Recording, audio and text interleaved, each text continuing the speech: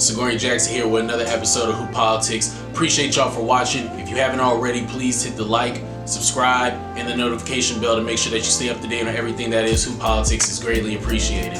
So we're going to talk about a really important subject that a lot of people don't really like to talk about when it comes to basketball. And I guess there's no other way to get into this conversation, but I'll just ask this question for you and we'll start from there. What is the big difference between Division I basketball and Division II basketball? I'm going to give you guys some time to think about it.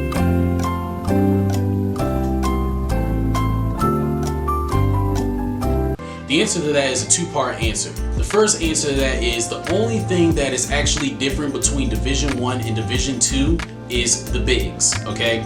In Division I, the bigs are 7 feet tall, 7'1". The power forwards are 6'9" and 6'10". But when you go to a Division II, your center is normally going to be anywhere around 6'7" to maybe 6'9". And your power forward is going to be anything from 6'6" to maybe 6'8". So when I, as a Division I basketball player, am going down into the lane at the D2 level, I'm looking at your center and thinking to myself, that's a guard at my level. While when I get ready to play defense, I'm willing to let you go by me when I'm guarding you on the wing because I have to just funnel you down into the paint and I know my 7-footer is getting ready to swat you on the backboard and then we're gonna go on the other end. That's the only true difference between Division I and Division II, okay?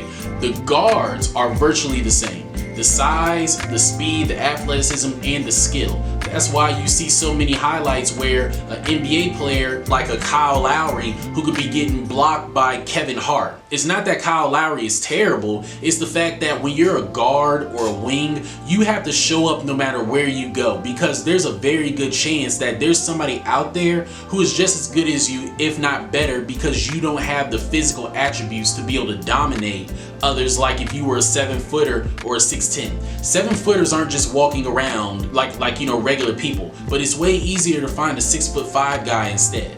So I'm going to show you two different basketball players, okay? One of them is playing Division II, the other isn't. Tell me which one do you think is actually the one that isn't a Division II basketball player and is playing Division I?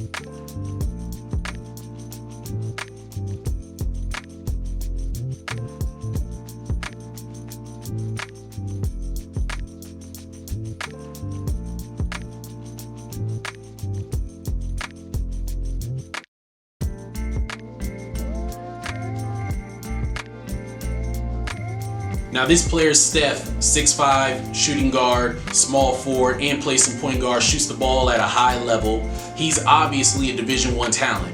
You look over here at my man Isaac, a 6'2" point guard, you see that he's clearly a Division I talent. But who actually plays Division I between the two of them?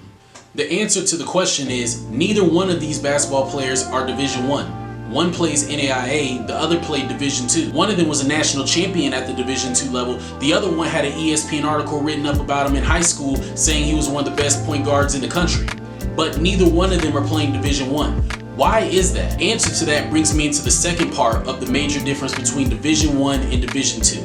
It is not necessarily politics, but it's brands, okay?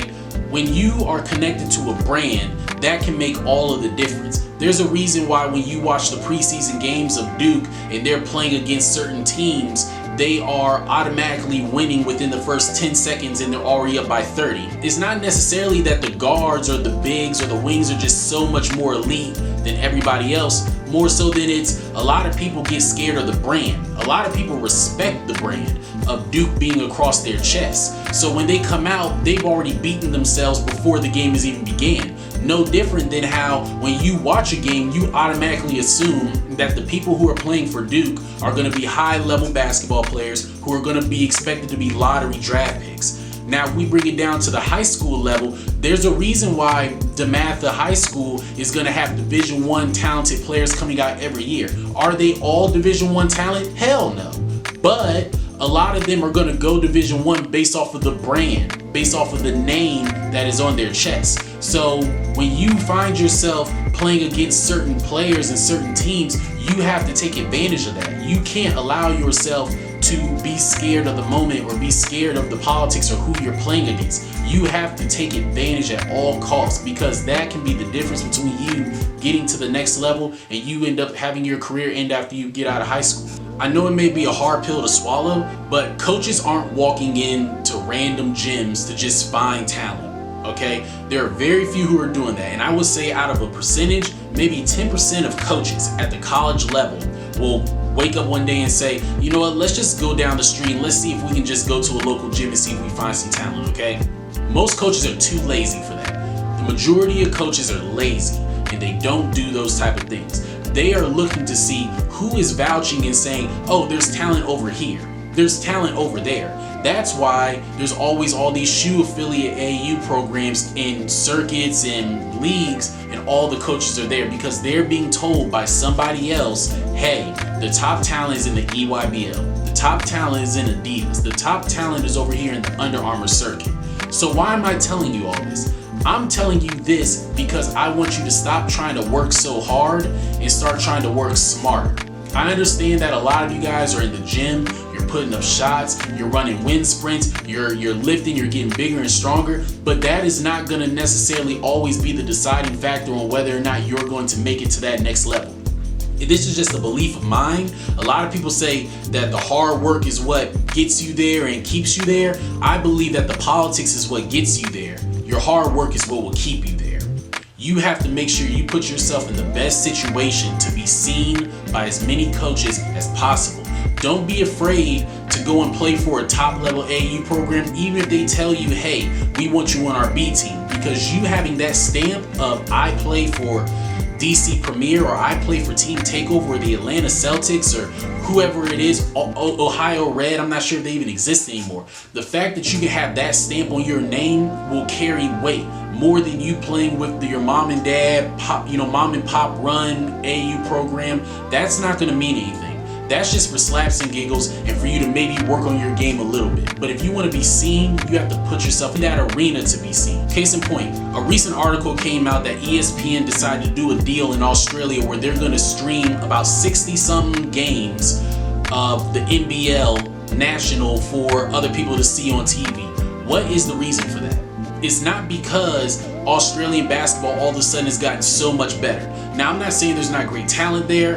I'm not saying that there aren't guys who can get buckets over there. People who've been drafted have gone and played in the NBL for years now. For years they've been coming in there. But why is that all of a sudden now ESPN wants to do a deal for the next 2 years with them? Because of Lamelo Ball and RJ Hampton. The fact that they have such a big brand and such a big following, and they say they want to go to the NBL, ESPN is saying the money is going to be over there, and if we can get a hold of that right now, we can go ahead and start generating money. And it's setting it up to where if they do well and their draft stocks increase, a lot of more high school kids who are top 5, top 10 in the country are going to also want to go overseas. And a lot of people are going to be skipping out on college, okay? So what we have to do is we have to look at it for what it is. We have to understand that a lot of this stuff is about a brand. And if you can bring a brand to the table, then you can make yourself a lot more sexier on the market sometimes than you can by just being a flat out good player.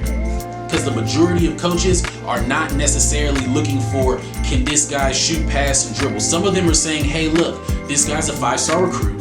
This guy over here plays for this AU team or this high school team. We need to go and get him because we assume that they're going to be good players. That's how a lot of coaches think. So all in all, I just want to make sure that I let y'all know that you're not as bad or as good as you may think you are, okay? You're good enough to play with a lot of these same talented people. You're good enough to play at this college and that college. It's about picking the right situation and putting yourself in the right situation to be seen by these schools, okay? A lot of times you guys are working really, really hard and it's admirable. Like, I love it. I have a soft place in my heart for you guys. But Going to that big shot tournament or that pit jam fest is going to mean a lot more than you being locked up with your high school coach on a Saturday morning putting up extra shots. Because if nobody sees you make those shots, it's never going to matter. And you're going to find yourself having to take the long route to get to where you want to be. So stop working so hard and start working smarter. That's all I got. Just wanted to drop this quick video for y'all, and so y'all can just understand a little bit more. I'm going to be dropping again next week. Make sure that y'all tune in. If you haven't already, please like, subscribe, and comment, and hit the notification bell to stay up to date on everything that we're dropping. God's always in control. Peace.